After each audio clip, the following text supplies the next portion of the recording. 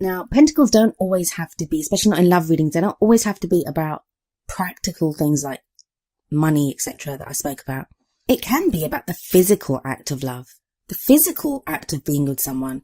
And by that, yes, it may be sex, or even just being able to live with someone, or how you interact with each other on a day-to-day basis.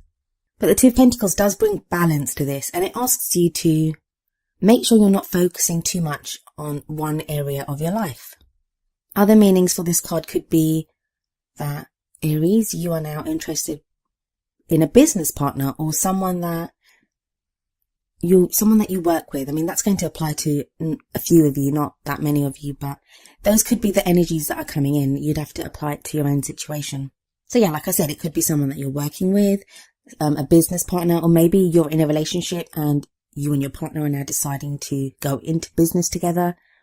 In a couple of the decks that I use to read this, I often get the sense of, well, two things, because the water in the background is not always very prominent, but it is so in this deck. If we look at that moonlit water behind, that's emotions. Now, that's kind of different from the Pentacles energy. Pentacles are very practical, very like, what needs to be done kind of energy. But whatever this balance is, I think it helps calm emotions. So if there's been any kind of emotional turmoil, or, you've not known where you stand, if there's been confusion, the moon can indicate illusion and confusion. I think working on the practical aspects, or working on being with someone, and if you're single, it could be working on your own practical situation and how you date and the kinds of people that you're dating, and making sure that, you are allowing enough time to date. You're not just dealing with work or whatever. That's going to help ease emotions, because the water in the background of this card, it's serene. There's a few ripples on it, but it's not roiling. I know some of the Two of Pentacles have that kind of roiling water in the background. So let's get into the actual reading. First card that comes up is Strength. Lovely card. And I guess this kind of ties in with what I was saying with the Two of Pentacles. That sense of dealing with practical stuff, finding that balance in your life. It's going to make you feel better or more sure of what you're doing and who you're doing it with, I guess. And there's no kind of pun intended there. But then you have the Strength card, and the Strength card says the same thing. It's telling you that you have the strength to go forward, to face whatever comes up, and you'll face it and win, even in a lot of the cases, not by brute strength, not by any kind of overt moves or having to put a show on. And I know, Aries, you're ruled by Mars, and sometimes that can be the case, but you don't need that. You have a calmness about you, an inner strength, an inner resilience right now. And that's coming up at the heart. And that's something that is going to get you through whatever is coming up. I'll be honest, when I looked at this spread, there are people everywhere in it. There are so many court cards that have come up. Now, this could indicate different aspects of the same person, or it could actually be that there are that many people in your love life. The best message from the Strength card is, the images of the Strength card, and this one's no exception, is there's always a woman with a lion or some kind of beast, and the beast is just effortlessly tamed. You'd be afraid for the woman, but she looks happy and serene, and the lion doesn't look very threatening. And she's able to control that lion. So the lion would represent any kind of problem, any kind of strife, any kind of conflict, anything. She can control the lion, but not by she's not got him chained up or caged or anything. Although in this case, she does seem to have like a chain around, but it's so loosely around the lion's neck. It doesn't even mar his mane in any way. And she's very loosely just holding that chain in her hand. In fact, it looks more decorative than anything else. I do apologize if there's fireworks while I'm doing this reading, because it's a celebration weekend here, and the whole reason there've been fireworks going off for days, and it's been impossible to record. So I apologize. I'll try to edit out as many of the sounds as I can, but you may get a few kind of firework sounds in the background, and I apologize for that. So the card you get next is the Ace of Swords, and this is the obstacle or conflict or what you're up against. Ace of Swords is all about beginnings, so it's a new way of thinking. It's also about cutting out ideas that no longer serve us. There's such a grounded quality, like with the cards that have come up. And it's kind of strange to say that because swords are air and it's about thoughts and logic. It feels like with the Two of Pentacles and the Strength card coming up first, they give you a very grounded quality. And perhaps being that grounded allows many of you to kind of reevaluate how you've been thinking about love. Seems to very much be needed though, very much be needed, because you have the Two of Swords in the past for the energy that has just passed. And we look at the past to let us know why we're in the present and why the present's leading us to the future that we want. Nothing's written in stone. No future is written in stone. The cards look at the past and the present to show you that these are the kind of energies that are leading you to where you want to be. And it gives you more power to make changes, the kind of changes that you want to make. So in the past, we have the Two of Swords. This is a difficult time that's gone for you, Aries, where you've struggled to keep things balanced. It ties in very much with the Two of Pentacles. Like now, there's more of a practical energy. It's easier to keep things balanced. You can see that guy juggling his pentacles and, he looks fine. But in the past, it's like you were balancing those swords. You were having to deal with whatever you were trying to deal with. But it was a struggle. And this can be conflict with someone. Maybe it was conflict in your life in general that was stopping you from dating or pursuing a love interest if you're single. But yeah, definitely a difficult time that's gone in the past, and it's not been easy for you, not been easy at all. But now we have the Queen of Wands energy coming in. Queen of Wands is very much your energy, Aries. Wands are a fire energy. So this card can represent an Aries, Leo or Sagittarius. So it could be you or you interacting with someone that is another fire sign. Even though I said queen, it can be male or female, the energy that I'm speaking about now. Also, these readings are not directed at just people that are looking for a relationship with someone from the opposite sex. These cover same-sex relationships, genderless relationships, whatever it is. You would just need to apply the energies to your situation. We get male and female energies that come up in readings to let us as readers know, and they mean something in themselves. But they're not there to discriminate against anyone's relationship choices. It just means you have to apply those energies to your situation. And as this is a general reading, I'm not actually able to go through every single option that would be available for the card because there's hundreds of you. So the Queen of Wands is very charismatic, social butterfly, effortlessly attracts people to her, life and soul of the party type character, lots of energy. So again, this can speak of you, Aries, coming into your own, feeling your own energy, feeling much more like yourself. Like there can be times when we just don't feel like ourselves. Like we don't feel safe and comfortable or secure within our own skin. If that's been the case for you, and it may have been with quite a few of you because you have the Two of Swords in the past. So sorry about the fireworks. It's daylight outside. Daylight, and there's people doing fireworks. I don't understand. Where was I? Okay, so we have, it could just be you feeling very much like yourself again. And when we feel like ourselves, and it seems like a strange thing to say, but when we feel like ourselves, we feel more capable of going forward, of dealing with other people, of loving. This is a love life reading. But the other thing that I want to say about the Queen of Wands is, and I'll have to skip ahead for a moment, the last card that comes up, and I will talk more when I get there, but is the King of Wands. Now, when you get the King and Queen of the same suit in a reading, very much, they're a fated couple. They're a couple that, belong together. The King and Queen belong together. So if you're in a relationship, it very much feels like there's that feeling you may be reconnecting better than you ever have. And that feeling that you're fated. Now, if you're looking for a new relationship, you may now meet someone who feels fated to be your partner, like a karmic relationship, twin flame relationship. And there is a very strong kind of sense of that coming up in this reading because of the next card, but I'll get there in just a moment. So it could be that now that even though the person that's come into your life or the person that you're with is not a fire sign, they may feel like you're king or queen. So there is that sense of everything feeling fated.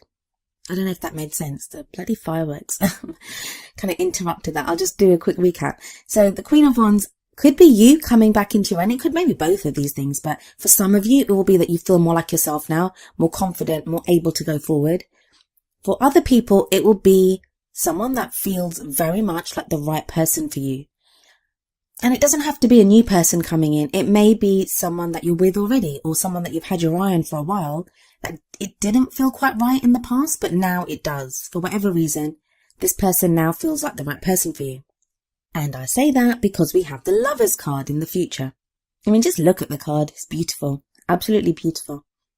And the Lovers, yes, can talk about a love relationship. This may be, as I said before, a karmic relationship, a divine partnership, whatever you want to call it. I am going to be making a video about twin flames and divine partnerships and stuff, because I received so many questions about it. But this could be the sense of that feeling that you're fated to be together.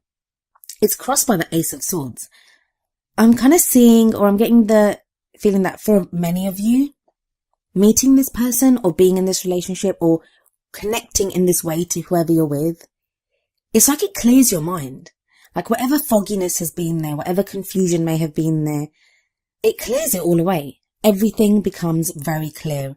And the reason I say this is the Lovers card always speaks about a choice. But I always say, like, even though the meaning of the card is originally as well, it was choice. So you have to choose who you want to be with or what you want to do. There is no real choice, because you will feel love for, in this case, it's a love reading. So you will feel love for someone. But even in general readings, this can apply to love for a job, love for a project, love for a child, like that kind of love. And there's no choice but to go for what you love. Like, who's going to pick something they don't love over something they love? Well, I guess there are some people. I know someone who did that recently, but it's that whole feeling of, yes, I'm going to go for this. I'm going to make this happen for me, that this is available for me. Love is available in my life. I'm going to go for it. I'm getting that some of you have been waiting for someone. You've been waiting for a man or a woman or, you know, whoever.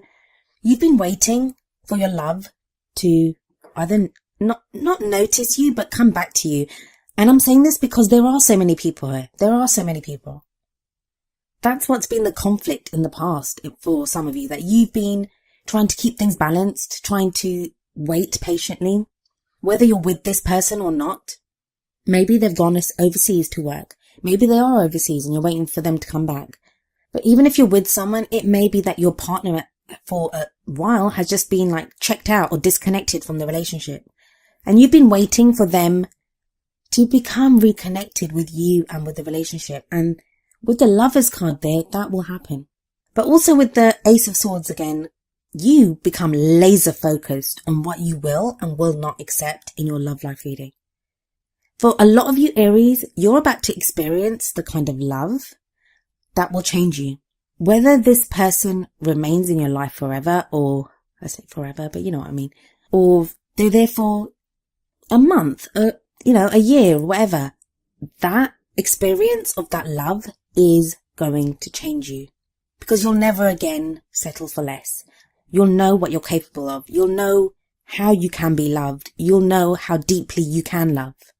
And for those of you already with someone, please, I'm not saying that you are going to find someone new or leave your partner or anything.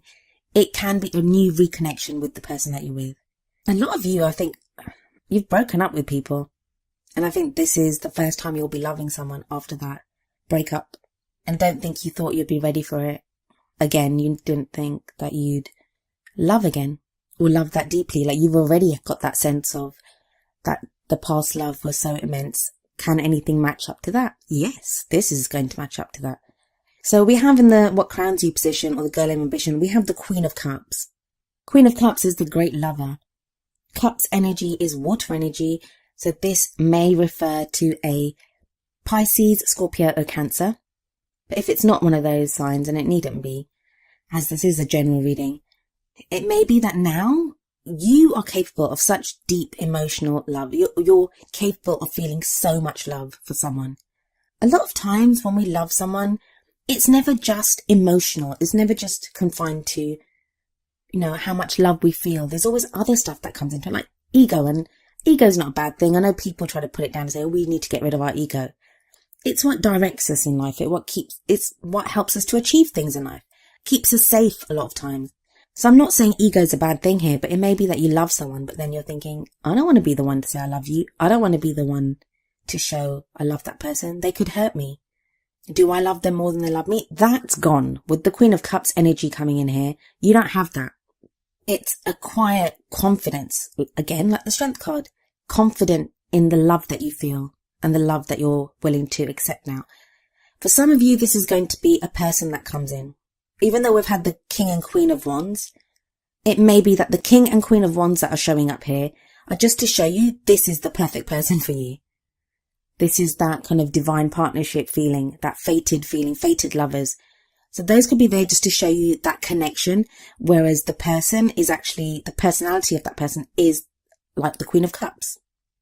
In your feelings, you have the Seven of Wands. Oh, Aries, still feel so tested, still feel like everything's coming at you. I feel like you've been struggling so hard to keep your emotions controlled. And I don't mean, by that, I mean, not just like letting your emotions explode all over everyone else. I think you could very easily have that tendency to do that, but you've been trying not to. You've been struggling to control things that you're feeling, things that you're thinking. I think a lot of you have had to react to very unpredictable situations that have been coming up for you. Things that if someone told you, hey, this is going to happen, you'd be like, that's not going to happen. Or they sound so unrealistic. Or you're recounting your life. You're saying to people, this happened to me last week and this happened to me the week before. And they're looking at you thinking, that stuff doesn't happen to people, but it's happening to you.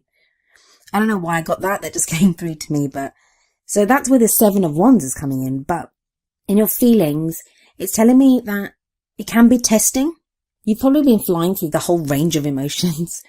And it's been a bit of a roller coaster ride, but there's nothing to show that you won't succeed, that you won't be able to master your emotions. And I would say to take that with a grain of salt when I say that to you, that I'm not one of those people that thinks we need to control every aspect of what we're feeling. Emotions are there for a reason. There's no such thing as a good or a bad emotion. We just have to look at why we're feeling that and then go from there. So you've been doing that. A lot of you have been doing that. Outside factors, you have the Ten of Pentacles. Ten of Pentacles talks about, I say outside factors, that can be external energies coming in or things that affect your relationship right now or your love life. Ten of Pentacles is about legacies, is about inheritance. It's about building that solid, practical future and the rewards from that. Tens are about the ends of cycles. So this can be, like the Ten of Cups is often seen as the happily ever after card, but I also see that energy in the Ten of Pentacles as well.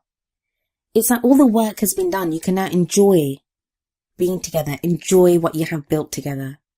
So you're very much in a more solid, grounded place. And I keep saying that, but definitely. And this might be shown by maybe you've had to focus on work. Maybe you've had to focus on buying a house or anything practical like that. Like that's done now. And that's a solid basis for you to go forward in your love life.